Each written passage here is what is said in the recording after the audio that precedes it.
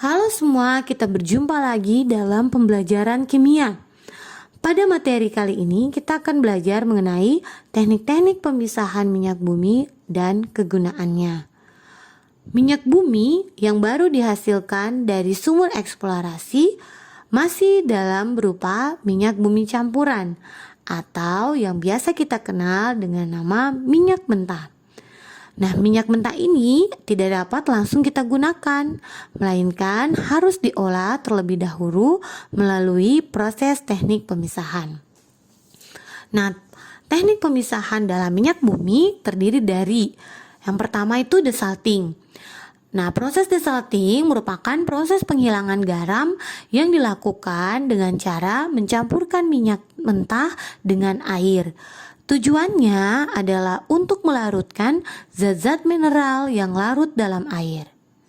Setelah melalui proses desalting, maka selanjutnya minyak akan menjalani proses distilasi. Nah, minyak mentah yang melalui proses desalting kemudian diolah lebih lanjut melalui proses distilasi bertingkat. Tahapan dalam distilasi bertingkat sebagai berikut. Minyak mentah dipanaskan dalam boiler menggunakan uap air bertekanan tinggi sampai suhu 600 derajat Celcius. Kemudian, uap minyak mentah yang dihasilkan dialirkan ke bagian bawah menara distilasi. Dalam menara distilasi, uap minyak mentah bergerak ke atas melewati pelat-pelat. Dalam pergerakannya, uap minyak mentah akan menjadi dingin dan terkondensasi membentuk zat cair. Zat cair yang diperoleh dalam suatu kisaran suhu tertentu inilah yang disebut dengan fraksi. Proses selanjutnya adalah pemurnian. Dalam tahap pemurnian, pengolahan ini ditunjukkan untuk mendapatkan dan menghasilkan berbagai jenis bahan bakar minyak atau BBM dan non bahan bakar minyak atau non BBM dalam jumlah besar dan mutu yang lebih baik.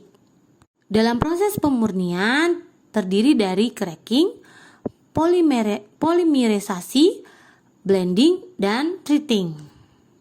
Kemudian kita akan mengenal fraksi-fraksi minyak bumi dan kegunaannya. Kalian dapat melihat pada gambar bahwa pada fraksi pertama akan menghasilkan gas yang pada akhirnya dicairkan kembali dan dikenal dengan nama LPG. LPG ini biasa digunakan untuk bahan bakar kompor gas. Kemudian pada fraksi kedua disebut dengan nafta atau gas bumi. Nafta tidak dapat langsung digunakan, tetapi diolah lebih lanjut pada tahap kedua menjadi bensin atau premium ataupun bahan petrokimia yang lain. Nafta ini juga sering disebut bensin berat. Pada fraksi ketiga dibuat menjadi kerosin atau minyak tanah dan aftur sebagai bahan bakar pesawat jet. Pada fraksi keempat sering disebut solar. Nah, solar yang digunakan ini sebagai bahan bakar diesel. Pada fase kelima disebut juga residu yang berisi hidrokarbon rantai panjang dan dapat diolah lebih lanjut pada tahap kedua menjadi berbagai senyawa karbon lainnya dan sisanya sebagai aspal dan lilin. Demikianlah penjelasan mengenai teknik-teknik pemisahan minyak bumi dan kegunaannya. Semoga kalian semua dapat mengerti dan sampai ketemu di pembelajaran selanjutnya.